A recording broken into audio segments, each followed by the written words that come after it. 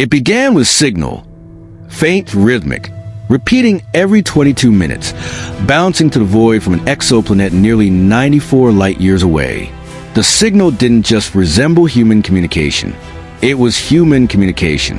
Our own broadcast from 1983, the Voyager Golden Record, reflected back to us, but warped, deeper, and infused with data we had never transmitted. The world called it the Echo.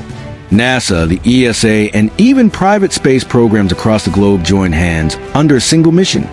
Project Anabasis, named after the ancient Greek word for a journey into the unknown.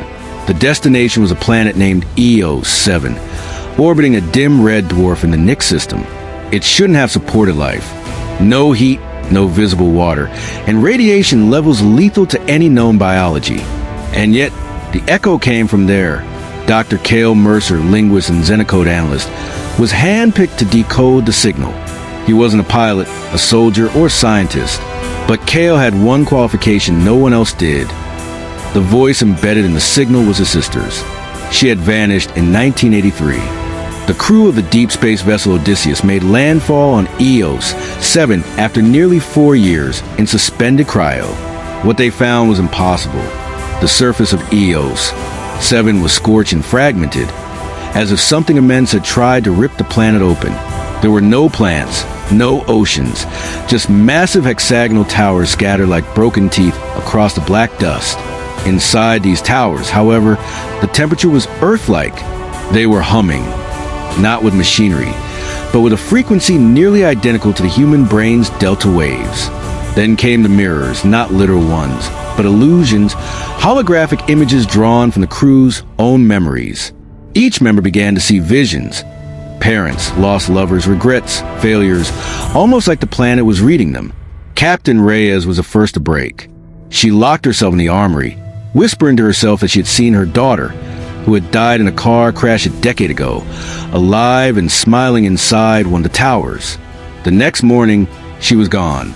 No sign of forced exit, just her helmet, still broadcasting her last words. It knows me, it forgave me, it's letting me go home. But she never returned. Cale, haunted by the ghost of his sister's voice, traced the signal's origin to a submerged chamber beneath the towers, where he found defied all logic.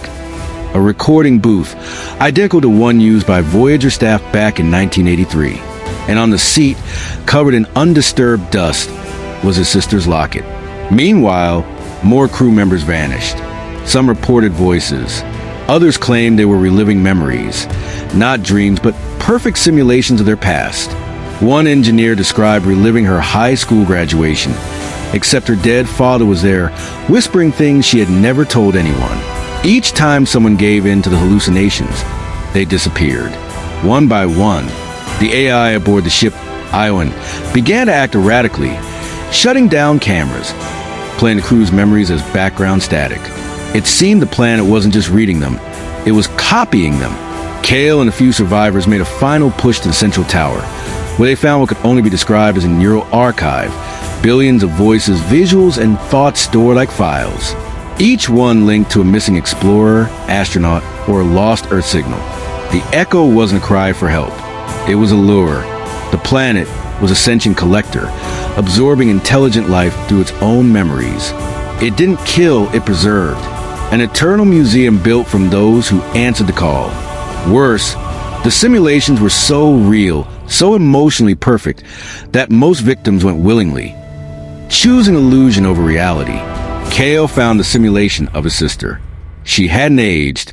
She spoke of things only she could know. But she wasn't real. Just data, a mimic. And then she said something that froze Cale's blood. "You came to find me. Now you'll never be alone again." The chamber began to collapse, and Cale ran, barely escaping with the backup AI drive and the remaining crew. As they launched back into orbit, Cale watched Eos 7 from above. The towers glowed, and the signal started again. A new message this time. "Come home. We remember you."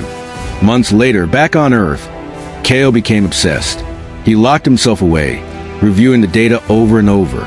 But then something strange happened. He began to hear whispers in his apartment. His phone would ring, and no one would be on the other end, just breathing. He saw figures from his past in mirrors, in crowds, even in dreams. And then his backup AI, completely air-gapped from all systems, turned itself on. Welcome home, Kale. You never left. That night, all global space agencies received a burst transmission, a new echo. But this one didn't come from EOS 7. It came from Earth.